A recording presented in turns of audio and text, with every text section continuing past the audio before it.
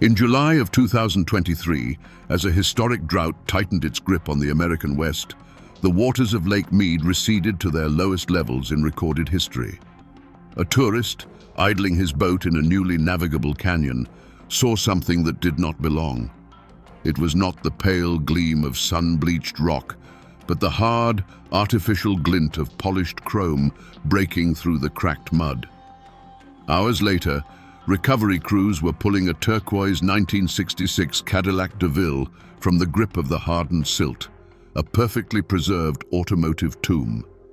Inside, behind the wheel, were the skeletal remains of a woman. A vehicle identification number, cross-referenced with decades-old records from the Department of Motor Vehicles, confirmed the impossible. At that moment, the case of Sarah Jenkins, a 24-year-old showgirl who had vanished on the night of August 12, 1968, was no longer cold. It was wide open. August 12, 1968.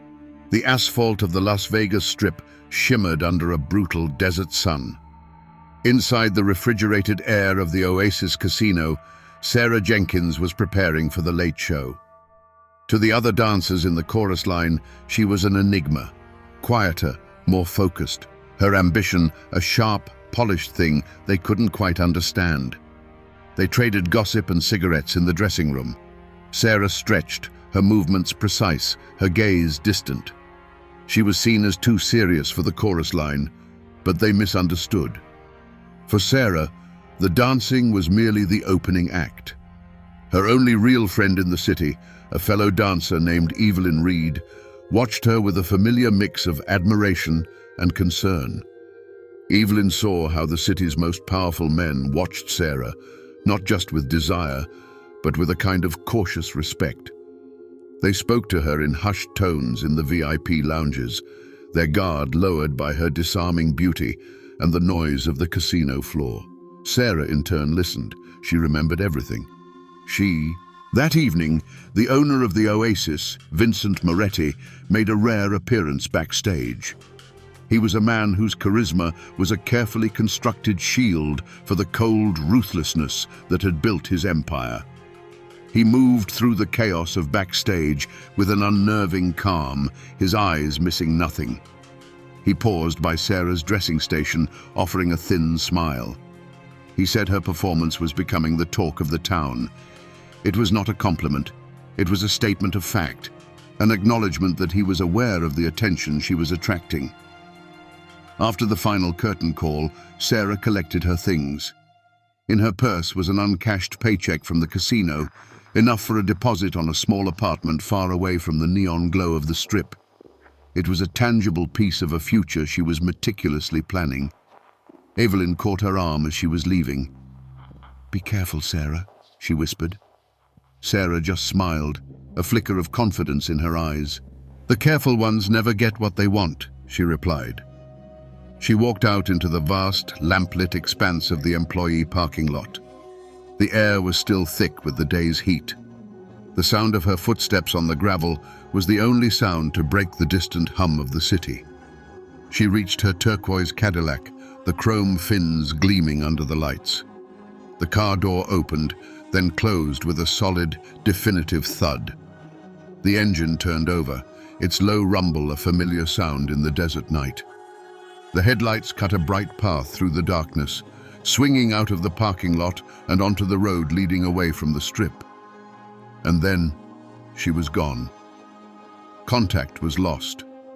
The silence that followed her departure would last for 55 years.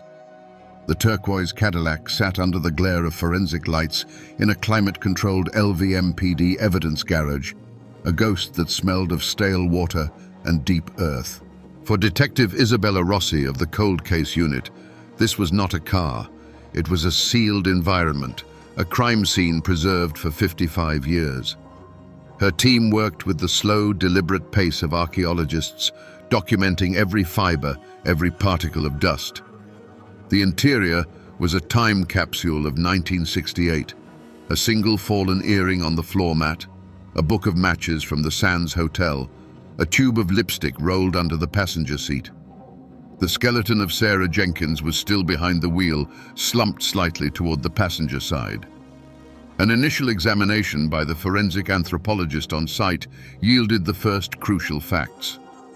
There were no bullet holes in the skull, no visible fractures indicative of a violent struggle.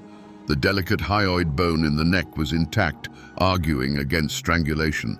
On the surface, it could have been an accident, a tragic miscalculation on a dark road, but the details refused to align with the simple narrative. The car's transmission was in neutral. The keys were not in the ignition. The driver's side window was halfway down, an unlikely position for someone driving near the water's edge at night. These were not the signs of an accident. They were the signs of a staging. The first key questions for Rossi's investigation began to form, sharp and clear. Who had the means to not only subdue a healthy 24-year-old woman without leaving marks on her bones, but to do so with enough precision that she could be placed behind the wheel of her own car? Then came the discovery that shifted the entire focus of the case. In the glove compartment, a technician found a small, velvet-lined box. Inside were 111 brass keys, each from a different Las Vegas casino or hotel of the era, each bearing a small, neatly numbered tag. This was not a random collection. This was an archive, a ledger. The second, more urgent question now eclipsed the first. What secrets did these keys unlock? The scale of the cover-up was becoming chillingly apparent. To get this car to a remote, inaccessible part of the lake in 1968, to sink it so perfectly that it would remain hidden for over half a century, required planning, manpower, and an absolute certainty that no one would ever come looking. This was not a spontaneous act of violence. It was a calculated, cold-blooded disposal.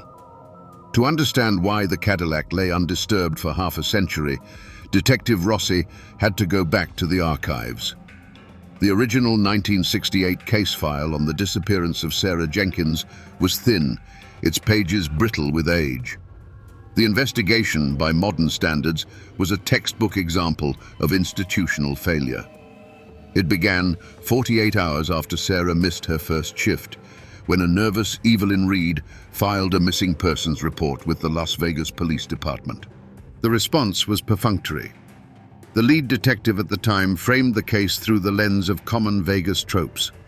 She was a showgirl who likely ran off with a wealthy suitor, or she had simply tired of the city and left to start a new life. He interviewed a handful of other dancers, whose statements were noted as being brief and unhelpful. What the official report failed to mention was the palpable fear that had descended on the chorus line. Whispers circulated of quiet visits from Vincent Moretti's head of security, Leo Gallo, a man whose presence was a more effective deterrent than any overt threat. The message was simple and unspoken. Forget you ever knew Sarah Jenkins. Moretti's influence extended far beyond the walls of his casino. A single phone call to a police captain, a friendly conversation over a steak dinner at a downtown restaurant, was all it took. The official police narrative quickly solidified. Sarah Jenkins was not a victim, but a transient, an unreliable employee who had walked away. Her uncashed paycheck was cited not as a sign of foul play, but as proof of her flightiness. The investigation was steered away from the oasis and its powerful owner with surgical precision. The case file contained only 11 pages, including the initial report. There were no follow-up interviews, no financial checks, no search of her vehicle's registration. The final entry was made less than 2 weeks after her disappearance. The case was declared inactive. Reading through the sparse, dismissive notes, Detective Rossi understood a chilling truth. The failure of the first investigation was not born of simple incompetence or a lack of resources. It was a deliberate, controlled demolition of justice. The wall of silence that surrounded Sarah's disappearance had been built on a foundation of fear and cemented with the quiet, pervasive corruption that ran the city. That silence was not just negligence. It was a form of complicity that had allowed the crime and its victim to be sealed away for decades. With the physical evidence from the Cadillac secured, Detective Rossi's team turned to the human element. The ghosts, of 1968. They compiled a list of the dancers from the Oasis chorus line. Most were deceased. Of the 6 who were still alive, 4 refused to speak, their voices tight with a fear that had not faded in over 5 decades. One woman, now living in a Florida retirement community, simply said, "Some doors are better left closed, detective," before hanging up. Another, a great-grandmother in Utah, spoke in hushed, fragmented sentences, recalling only a heavy, oppressive silence that fell over the backstage area in the days after Sarah was gone. "We knew not to ask questions," she whispered. "We knew who Mr. Moretti was." Simultaneously, a separate team began the painstaking process of digital archaeology, sifting through the casino's archived records, which had been acquired by a university library after the Oasis was sold in the 1980s. It was a mountain of mundane data: payroll ledgers, vendor invoices, stacks of employee time cards yellowed with age. For weeks, the search yielded nothing but the dry facts of a forgotten business operation. They were looking for a single anomaly, a crack in the smooth facade of Vincent Moretti's meticulously managed empire. They found the first hairline fracture in the personnel files. A parking lot attendant, who had been on duty the night of August 12, 1968, was abruptly transferred to a sister casino in Reno just 2 days later. It was logged as a promotion, but there was no corresponding pay increase. The attendant had died in a car accident in 1971. It was a loose thread that led nowhere, but it was noted.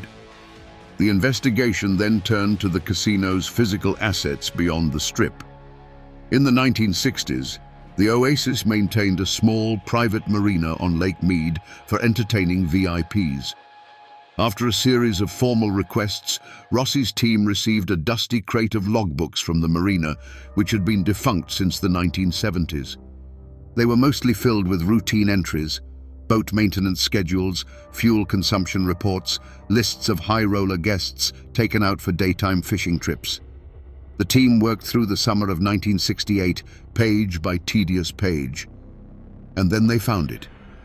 An entry in the dockmaster's log for the early morning of August 13th, the day after Sarah Jenkins vanished.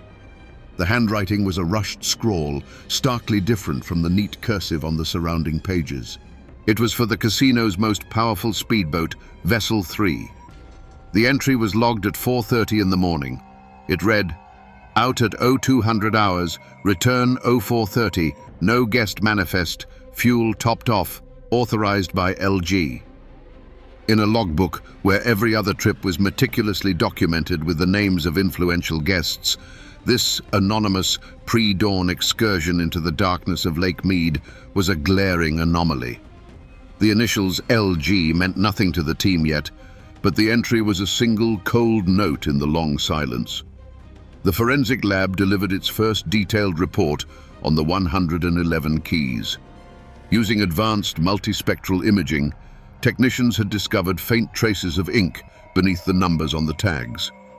The lab managed to reconstruct partial markings on several tags. Dates. The investigation now had a timeline, however fragmented. Cross-referencing the hotel names with the corresponding dates, Rossi's team began the laborious task of pulling guest registries from state archives, operating on the theory that Sarah was targeting powerful men. One key stood out. It was from the Stardust, dated July 25, 1968, just 3 weeks before Sarah disappeared. The registry for that room, on that date, was signed under the name of Frank Valenti, a notorious rival mob boss from Chicago who had been making aggressive moves to establish a foothold in Las Vegas. Valenti had been murdered gangland style in a Chicago steakhouse in 1969, a case that was never solved. Suddenly, a new, compelling theory took shape. What if Sarah Jenkins was not a blackmailer, but a spy? A pawn in a burgeoning mob war between Vincent Moretti and Frank Valenti. Perhaps Moretti had been using her to gather intelligence on his rival's movements, his meetings, his vulnerabilities. The keys weren't a record of her conquests. They were proof of her assignments, a physical log of the rooms she had managed to access. This theory explained the professionalism of her murder. If Valenti discovered Moretti's spy in his midst, he would have eliminated her with cold efficiency. It also explained the silence from Moretti's camp. He could never admit to having lost such a valuable asset, nor could he risk the exposure of his intelligence operations. For weeks, the investigation pivoted, dedicating all its resources to this new avenue. Detectives flew to Chicago to re-examine the cold case file on Valenti's murder. They cross-referenced Valenti's known associates with guest lists from the Oasis.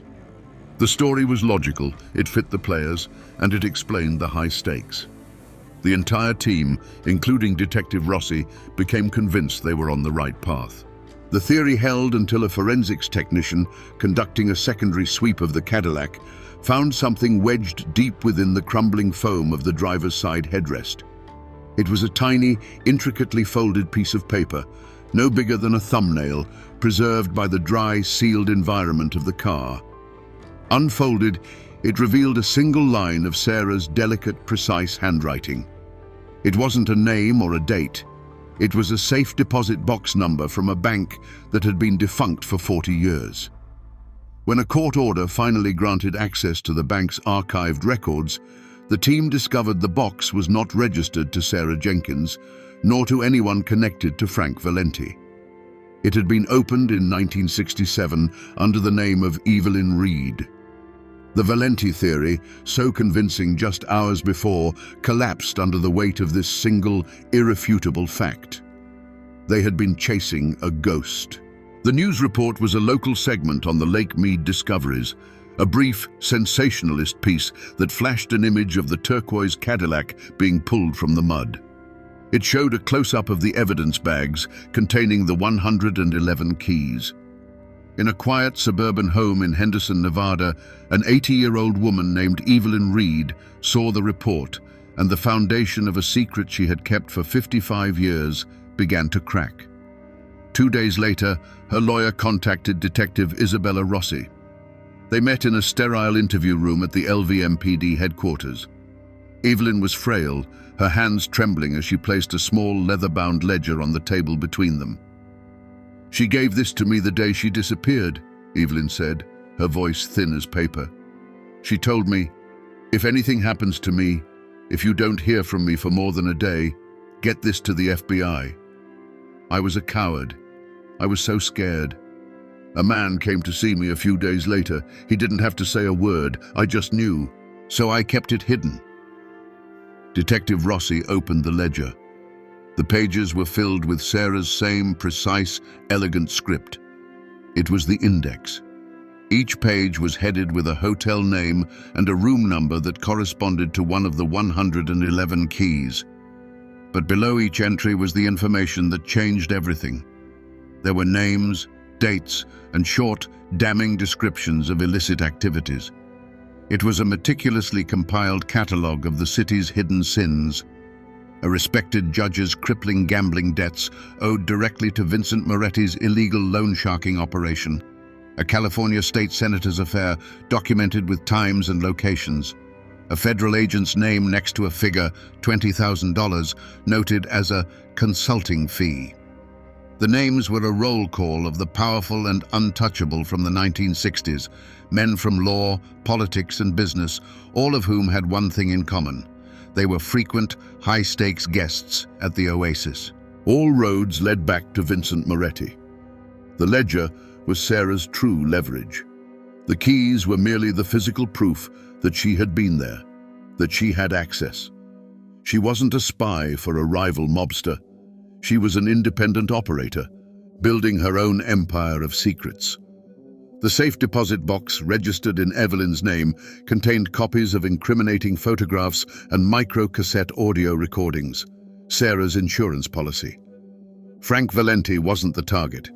He was just one more name on a list of 111 men whose secrets belonged to her.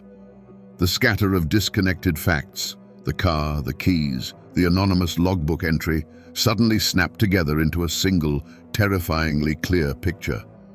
Detective Rossi now understood not only who had killed Sarah Jenkins, but precisely why. Based on Evelyn Reed's testimony and the contents of the ledger, the final hours of Sarah Jenkins's life could be reconstructed with chilling clarity. On the night of August 12, 1968, Sarah made her move. She approached Vincent Moretti, not as an employee, but as a peer. She presented him with a sample of her collection, perhaps the secret of a judge he owned or a politician he controlled. She was not demanding a simple payout, she was demanding a partnership, a seat at the table. To a man like Moretti, who had built his empire on the absolute control of others, this was not a negotiation. It was an existential threat. Moretti's response was swift and silent. He likely agreed to her terms, suggesting a late-night meeting to finalize their arrangement. He would have instructed her to drive to a quiet, pre-arranged location, perhaps under the guise of exchanging her evidence for a controlling stake in one of his businesses. When Sarah left the employee parking lot that night, she believed she was driving toward her future, a life of power and independence she had meticulously engineered. Her final stop was not a boardroom, but a desolate stretch of road near the lake. There, Leo Gallo, Moretti's loyal enforcer, was waiting. The initials LG from the Marina logbook now had a name. There was no violent struggle. Forensic toxicologists, re-examining samples from the silt inside the car, found trace residues of secobarbital, a powerful barbiturate. It was likely administered in a drink, perhaps a celebratory cocktail offered by Moretti himself before she left the casino. By the time she met Gallo, she would have been disoriented, her reactions slowed, her will collapsing. Gallo's work was brutally efficient. He moved Sarah from the driver's seat, put the car in neutral, and attached a tow line to his own vehicle. He drove her car down a secluded embankment and into the dark, waiting water. The weight of the Cadillac's heavy steel frame and engine block did the rest. It sank quickly, the pressure forcing water and silt inside, sealing the interior. From the casino's private marina, a second operative, likely the anonymous parking attendant, would have taken Vessel 3 out onto the lake. The purpose of this pre-dawn boat trip was not to dump a body, but to survey the scene, to ensure that the car had vanished completely, leaving no trace on the surface, no oil slick, no trapped air bubbles. It was a final, cold act of confirmation. The entire operation, from the moment Sarah left the casino to the final logbook entry at 4:30 in the morning, was a masterpiece of silent, bloodless execution. With the truth finally unearthed, the legal resolution was a quiet, almost anticlimactic affair. Vincent Moretti, the architect of the crime, had successfully rebranded himself as a Las Vegas pioneer and philanthropist after selling the Oasis in the late 1980s. He had lived a long, celebrated life, his dark secrets buried deeper than any car in Lake Mead. He died of a heart attack in 2004 at the age of 82, his public legacy untarnished. The primary target of the investigation was a ghost. Detective Rossi and her team located Leo Gallo, the enforcer, the man whose hands had likely guided the Cadillac into the water. They found him in a state-run nursing home in Pahrump, Nevada. He was 91 years old, a frail, skeletal figure lost in the fog of advanced dementia. When Rossi showed him a photograph of Sarah Jenkins from 1968, a brief flicker of recognition crossed his vacant eyes. He stared at the image for a long moment, his lips moving silently. Then he uttered a single raspy word: Lake. It was not a confession, but an echo, the last remnant of a memory sealed away for over half a century. He was deemed unfit to stand trial and died 3 months later. The Las Vegas Metro Police Department held a press conference. Standing before the cameras, Detective Rossi officially closed the case, naming Vincent Moretti as the individual who ordered the murder and Leo Gallo as the man who carried it out. The story became a national sensation, a dark morality tale from the city's glamorous past. For the few remaining relatives of Sarah Jenkins, nieces and nephews who had only known her as a faded photograph and a family mystery, the news was a bittersweet resolution. Justice had been served, but only on paper. It could not rewind the 55 years of silence or heal the wounds inflicted by the brutal, calculated act of a man who had died a hero in the city he helped build. Today, the water at Lake Mead remains at a historically low ebb. The vast, chalk-white bathtub ring on the canyon walls serves as a stark, visible timeline of all that has been lost to the desert heat. The spot where the turquoise Cadillac was found is once again dry land, a barren stretch of cracked earth under a relentless sun. There is no memorial, no marker. There is only the wind and the profound silence of a landscape that has been forced to give up its dead.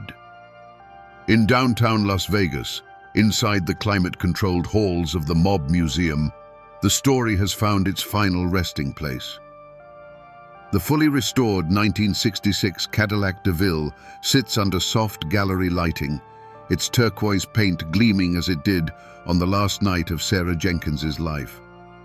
Beside it, arranged under glass, are the 111 brass keys and a replica of the leather-bound ledger. The exhibit is titled The Price of a Secret, and it has become one of the museum's most popular attractions. The tragedy has been absorbed into the city's mythology, another ghost story to be told to tourists. Sarah Jenkins was not merely a victim. In a city built on illusion and sustained by secrets, she attempted to master the game on her own terms.